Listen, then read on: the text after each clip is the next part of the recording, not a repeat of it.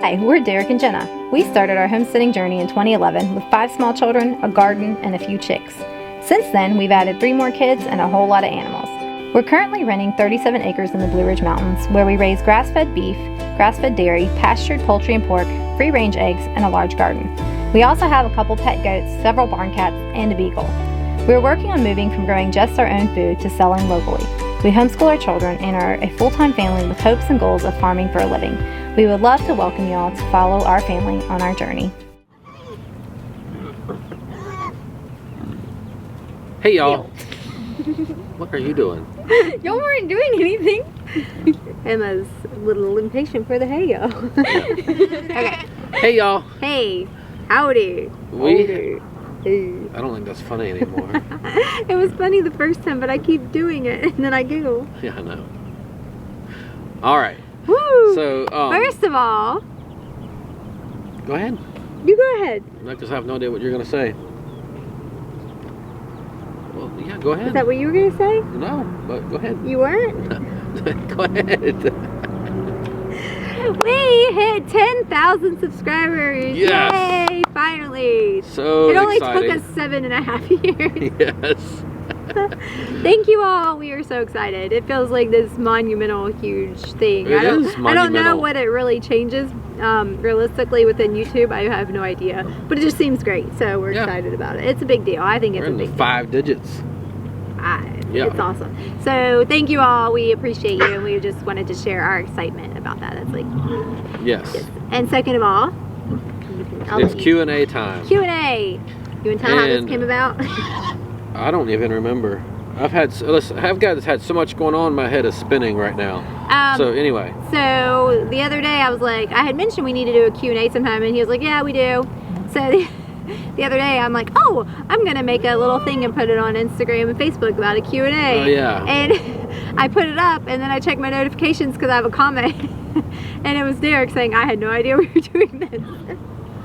And I was like, sorry, babe. So here we are. Here we are. And we did get quite a few questions we're excited to answer, so I guess we'll just get to it. Yes, go ahead. Are we ready? Yep. I've read all of these. I read a few to him, but I haven't read all of them to him. So we are going to start. And Jensen has 3 questions for us. So her first question is, what is the one farm animal that you will never own? I'll answer. I'll take it. You'll take it? Yes. Okay, go ahead. Goats and horses. You guys, we have goats and a horse. Okay, yeah. So that was him. When we have goats and horses. For me, I would say that I don't think we will ever have an alpaca or any alpacas. They're really cute, but I don't just... Goat sneeze. Oh, bless you. Calf. It's Jerry. Bless you, calf. I just don't think we're alpaca people. No. I don't see that. No alpacas, no llamas. Oh. And Tony's chasing just caught a hen. Okay. So anyway, yeah. Life in the park. Probably no emus, weird things. I don't know. Kylie really wants an emu. I do not. Probably not an emu. Probably not. Here's the donkey. We weren't gonna have a donkey either. Although he's not ours. He's borrowed. Okay. All right. The second question Jensen had is, in our opinion, what farm animal is the easiest, or which farm animals are the easiest? That's kind of hard. Yeah. But I would say chickens are probably your easiest animal because they kind of... They're the cheapest to get. Cheapest to get. You have to make sure predators don't get them. That's the hardest part with chickens, is keeping them safe. I'm looking at chickens, that's why I keep looking over there. We got our pullets. But they're probably, like, because they are kind of a gateway animal, so I think that chickens are... I mean, rabbits are really easy too. Yeah. So pigs are fairly Pigs easy. are quite easy. They really... You feed them the water, you water them. As long as you have fencing, or they're trained to electric fence, they really... easy. I mean, they occasionally get out, but it's not that bad. I mean, you take a bucket of feed and they basically run you down to get back to their feed to go back in. So, in our experience, I would say and she didn't even ask what the hardest animal is, but I would say that goats are probably, and I don't want to say they're hard, it's just that they're finicky with, you need to make sure their minerals are good and they don't get parasites, things like that. And also, it's going to depend on the goat, because some goats are just like, you can throw them out and never touch them again and they're fine, and then you have other goats that are like trying to die every other week. So you have to, they take a lot more care and finesse. But That's a bonus question because I wasn't actually on here. I just thought I'd throw that out there. Yes. All right, and question number 3 is, what advice do you have for a beginner homesteader? Derek laughed at me when I told him what my answer was, and I said, don't try to do everything at once. Pick one thing to start with, do that. You don't even have to master it, but just figure something out, figure out what works for you, then add the next thing, because you'll overwhelm yourself, and it can get really expensive if you add too many things at one time.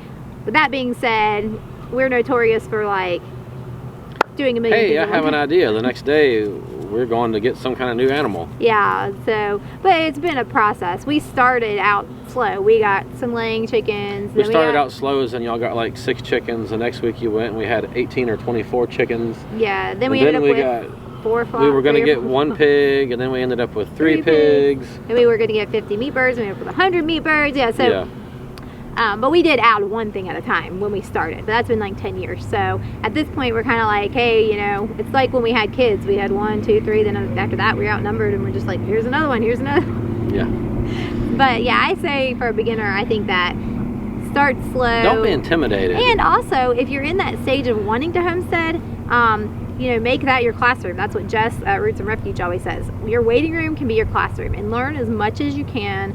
Nothing is a better teacher than experience, but going into the experience with knowledge puts you that far ahead. It does. So I think just learn everything you can. If you live in town and you want to start canning, go buy, you know, you can grow what you can in your backyard, and what you can't, go to the farmer's market and buy, you know, or even from the grocery store. If there's a great sale on green beans, raw green beans, we'll buy a bunch of them and can them. You know, that's the best way to learn. So we did. That's what we did. Yep. Okay, my aunt asked if we have found any properties we're interested in yet. We have definitely seen things. I see properties everywhere I'm interested in. We're interested in everything. I think right now we're in the phase of trying to nail down what our financing options are and what we're going to do about that. And then once we have that, we can then make some steps in the direction of actually nailing down what, you know, things. So that's kind of where we are with that. Abundant Springs Homestead asks what's next for us, which the previous question leads into this, and what's next is finding our hopefully forever homestead. That's the goal. We are just, Tony's chasing a guinea now. Yeah. Oh my goodness, he cracks me up. Sorry. Anyway, we're just we're praying for direction and God to bring us to the exact place that he has for us, because we really believe that he has a place for us. So that's what's next for us, finding that. Absolutely. Jeanette on Instagram asks for our testimonies and how we met. That could get really long, so we'll kind of do a nutshell. Testimony for me, we were both raised in church, but I remember when I was there's Tony. When I was 5, I gave my heart to Jesus, and I haven't looked back, and he's my everything. So that's kind of my testimony in a nutshell. He's done so much for me. I could get into hours of talking, but I won't do that to y'all. And you? I too grew up in church, and pretty much the same as Jenna. Got saved at a very early age, and just follow Jesus. Yeah. So that's kind of our basic testimonies in a nutshell. God has brought us through so much together, through our marriage. He's been there. And then how we met is kind of fun. So my dad was a minister with the Assemblies of God, and his aunt is a minister as well with the same denomination. So they knew each other. My parents knew her, and my mom was out Christmas shopping at Target, and they ran into each other and basically kind of set us up. It was one of those things. So we had a minister's Christmas dinner at a restaurant, and I came with my parents. I was 18, but I came with them to the dinner, and his aunt asked me for my picture, which we had. My mom had a picture of me, and asked me to put my phone number on the back of it, and I was like, okay, well, sure, but please tell him that I don't just hand out my picture with my phone number written on the back of it to guys. Like, that's not my thing. I didn't date. I was like waiting for God to send me the right one. So this was like totally like, well, I guess. And you got my picture and phone number, and he thought, hey, she's cute, right? No. Yep. No. So anyway, he got my phone number and called me, and back then he had to go park in a grocery store parking lot on his cell phone because he didn't have a phone in his house, and we got charged by the minute back then on cell phones. charged by the minute.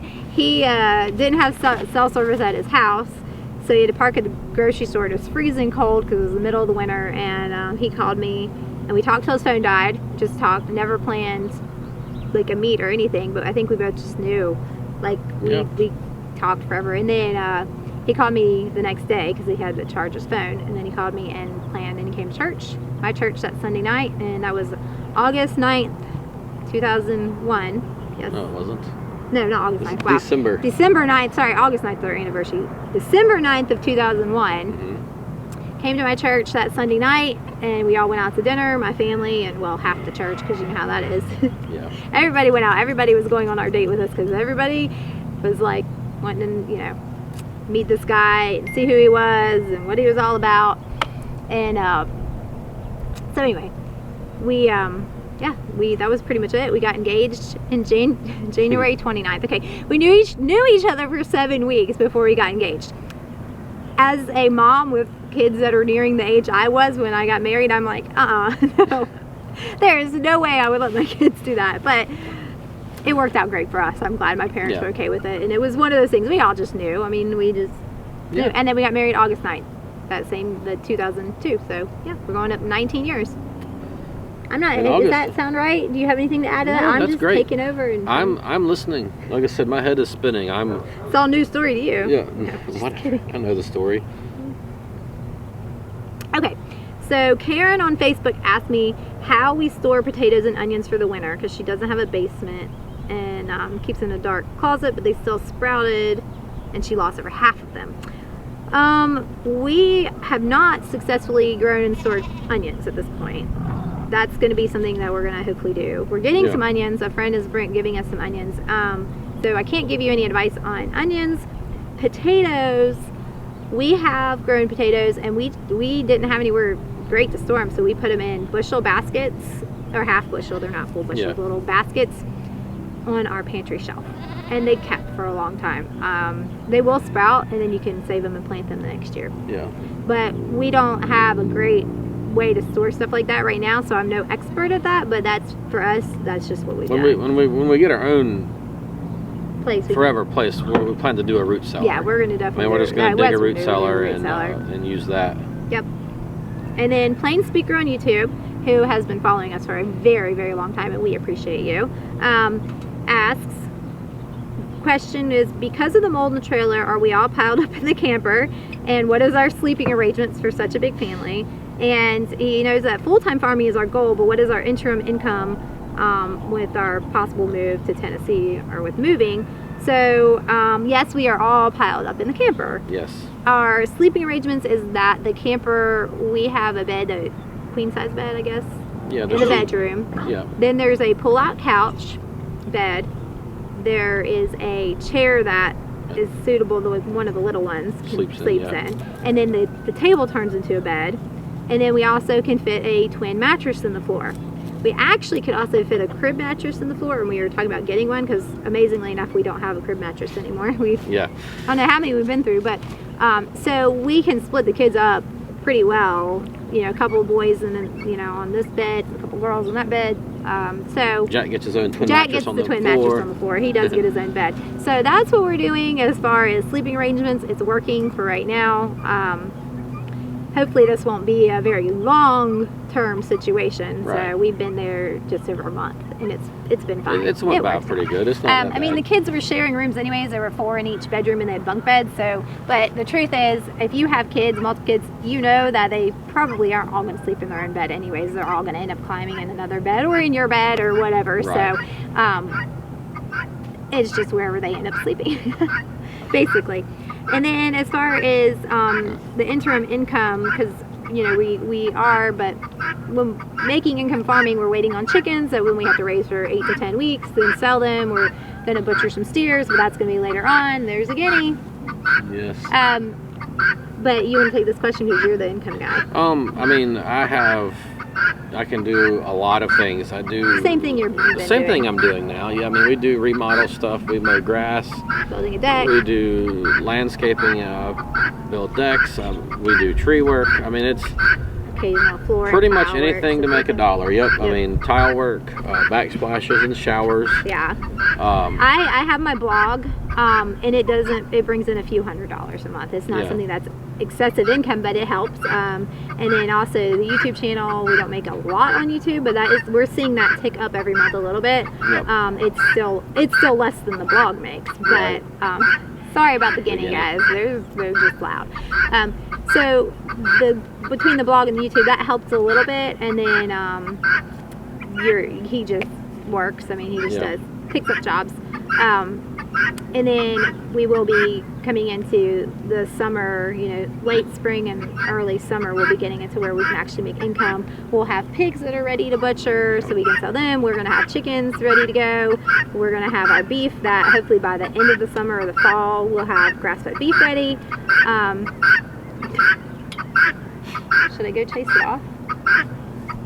No, it's fine. That's our last question anyway. Yeah. So, yeah, I think we really just trust God to provide. We do. That's, I can't do it. I mean, I can't provide for all 10 of us, and God's the provider. Does. You're the worker. Yeah, He just uses me. He provides the jobs, and we do them, and we get the money, and that's how it works. And, every time we get to this point where it's like, we really need to try to strum up some business, He doesn't really have to do anything. Usually the business comes to Him. It's just that's how God has worked in our life. And it's just really cool to see how He does that. We've not had excessive amounts of money by any means, but we're not we make it. We get by. We do all right. So, beginning. It's okay. So that's kind of where we are with that. Yeah, I think that's all the questions. Yeah, right? That was all our questions. So we appreciate. They were good questions. I feel like they really were. That was the most questions we've ever had for a Q&A, so that's exciting. We usually have like 2 or 3 questions. And then we just talk. And then we talk a lot. So it works out. But anyway, do you have anything else to add to any of that? No, I did all the talking. You did, and that's good because I'm tired. I am drained right now, but that's okay. I'm not sick. I'm just tired today. We had a lot going on. You have a lot more going on. And I have a lot coming up to do. I am going to be traveling again. This was unexpected. My great uncle actually passed away this past week, and so my mom and I are going to be flying out. Well, she's in Florida, so we're not flying together, but we're meeting, and we're going to be flying out to Oklahoma for his funeral service. So Derek's going to be single dad again for a few days while I go do that, and there goes Tony. So anyway, you can look forward to, I'm not sure what that's going to look like video-wise between now and then and what he's going to be able to do, because there's a lot going on. Yeah, but so if you see less videos from us in the coming, week and a half coming up, 2 weeks, that's why. We're okay.